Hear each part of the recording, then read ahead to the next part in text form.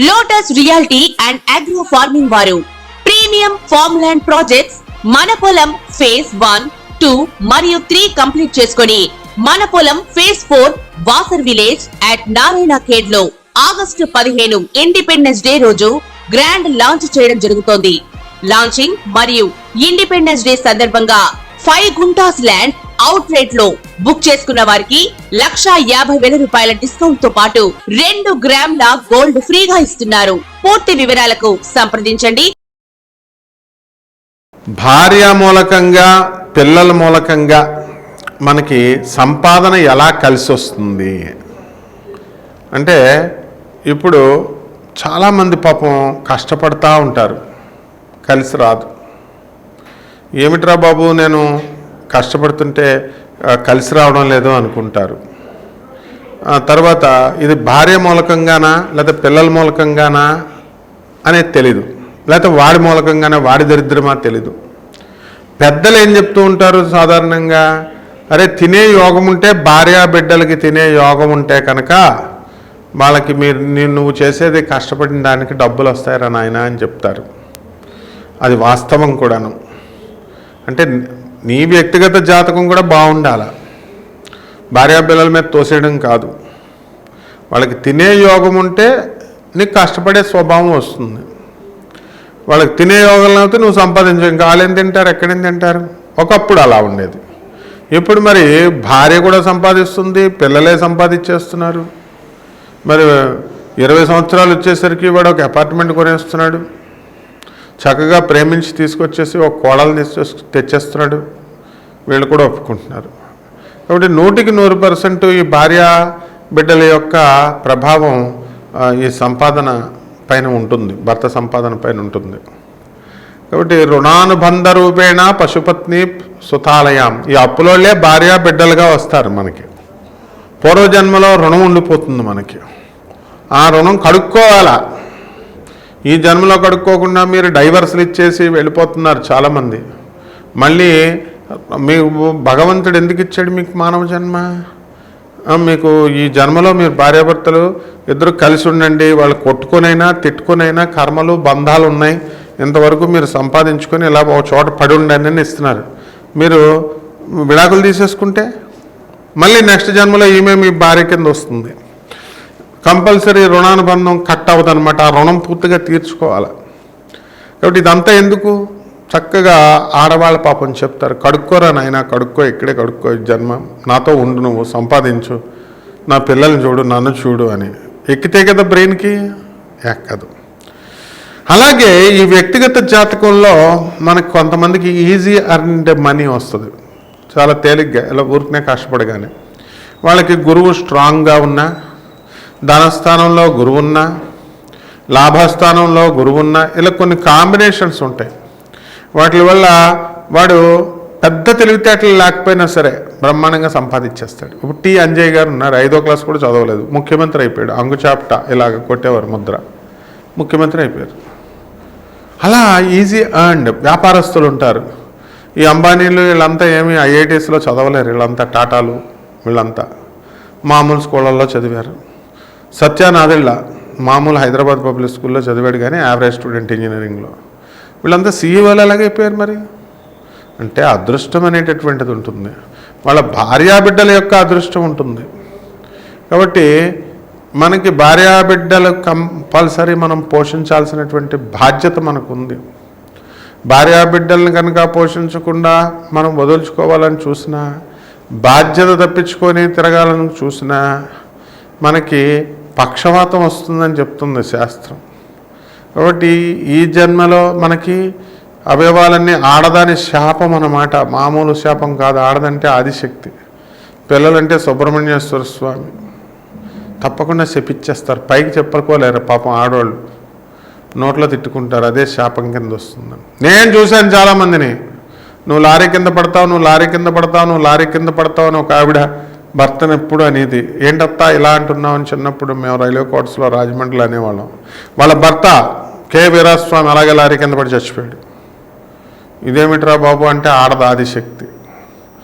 ఇంకొకడు నీ పెళ్ళం వదిలేయా, నీ పెళ్ళం వదిలేయాలా, నీ పెళ్ళం వదిలేయాలా అనేది వాళ్ళ మొగుడిని. ఏమిట్రా బాబు ఇలా అంటుంది అనుకున్నాను. ఆవిడే వదిలేసింది ఒక శుభముహూర్తాన్ని.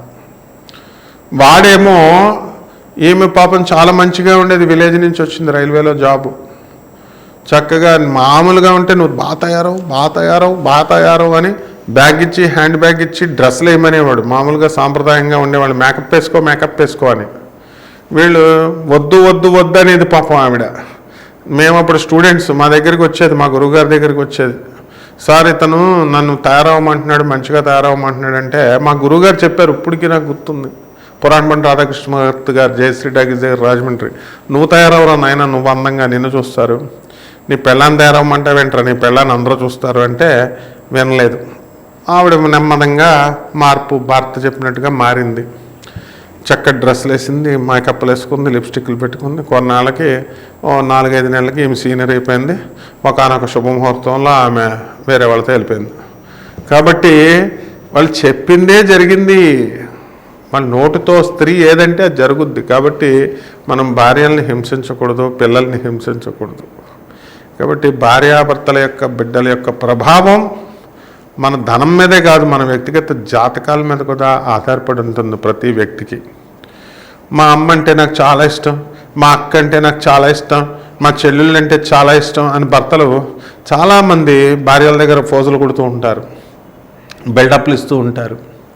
మీరు అనుకుంటారు మీ భార్యలు ఏదో మిమ్మల్ని మెచ్చుకుంటారని, వాళ్ళు లోన తిట్టుకుంటారు.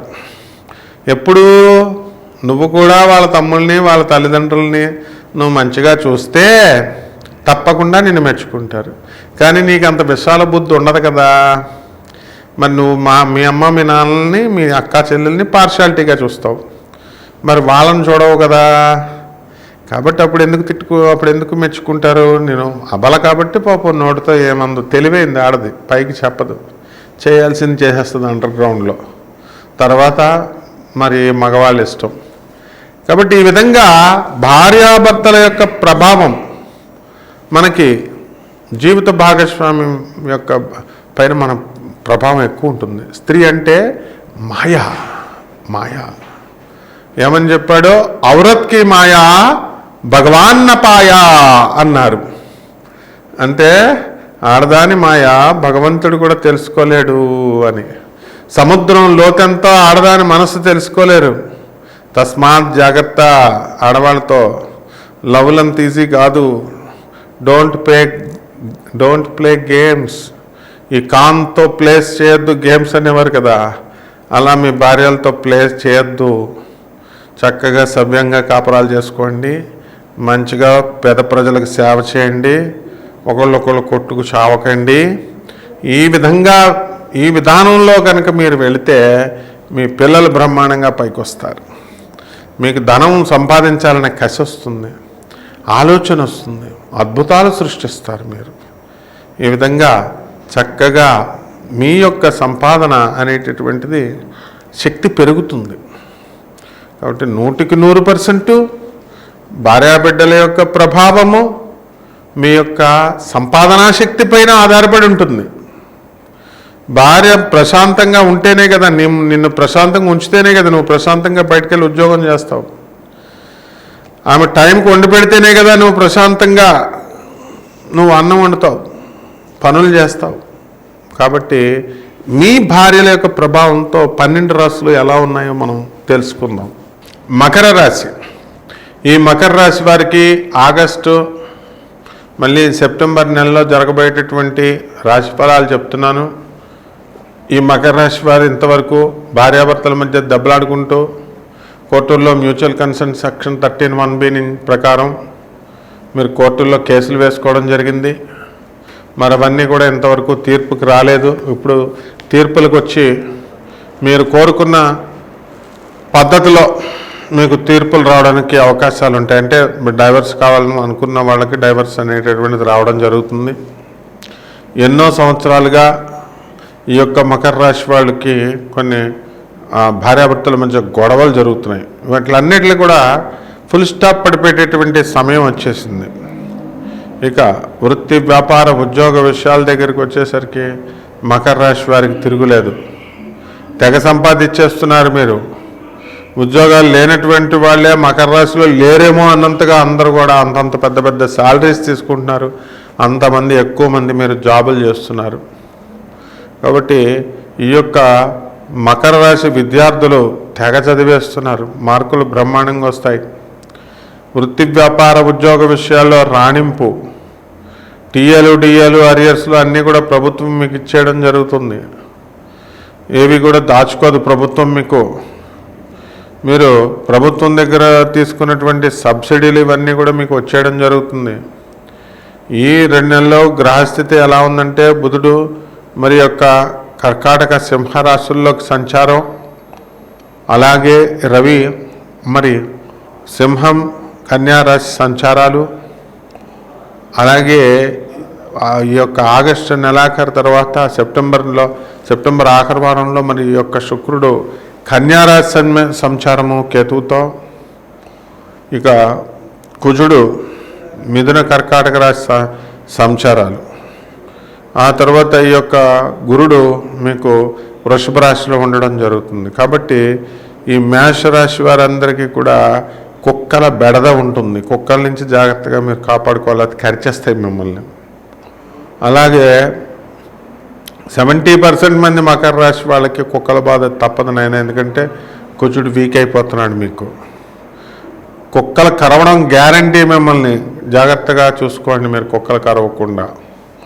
అలాగే వృత్తి వ్యాపార ఉద్యోగ విషయాల్లో రాణింపు బాగుంది. ఇక రైతులు బ్రహ్మాండంగా సంపాదిస్తారు, పంటలు బాగా వస్తాయి. లక్ష్మీదేవి తలుపు కొట్టి మరీ మీకు డబ్బులు తెచ్చిస్తుంది. కాబట్టి ఈ యొక్క రైతులు మరి వాళ్ళు వేసినటువంటి కమర్షియల్ క్రాప్స్ అన్నీ కూడా మంచి పంటలుగా తయారై మంచి లాభాలను మీకు ఇవ్వడం అనేటటువంటిది జరుగుతుంది. ఇకపోతే ధనం గ్రాడ్యువల్ ఇంప్రూవ్మెంట్ అనేటటువంటిది మీకు జరుగుతుంది.